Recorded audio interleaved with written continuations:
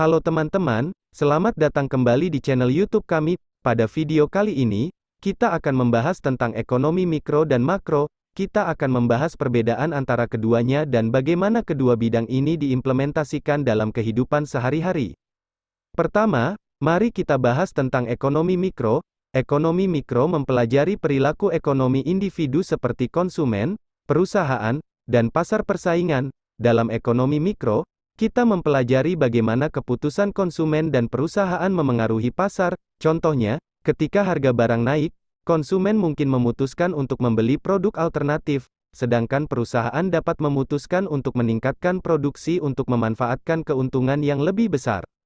Di sisi lain, ekonomi makro mempelajari perekonomian sebagai suatu keseluruhan. Dalam ekonomi makro, kita mempelajari faktor-faktor seperti inflasi, pertumbuhan ekonomi, dan tingkat pengangguran. Contohnya, ketika ekonomi mengalami resesi, pemerintah dapat memutuskan untuk meningkatkan pengeluaran publik untuk mempercepat pertumbuhan ekonomi.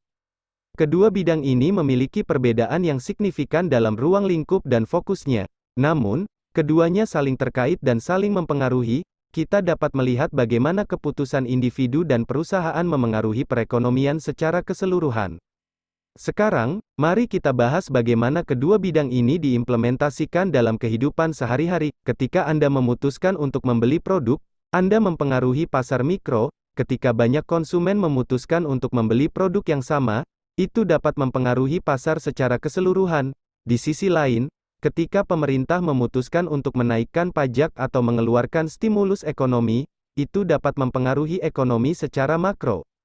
Dalam kehidupan sehari-hari, kita dapat melihat bagaimana kedua bidang ini saling terkait dan saling mempengaruhi. Ketika perekonomian tumbuh, konsumen dan perusahaan akan memiliki lebih banyak uang untuk dihabiskan dan diinvestasikan. Sebaliknya, ketika perekonomian melambat, konsumen dan perusahaan cenderung menjadi lebih hati-hati dalam menghabiskan uang mereka. Intinya, ekonomi mikro dan makro adalah bagian penting dari kehidupan sehari-hari kita.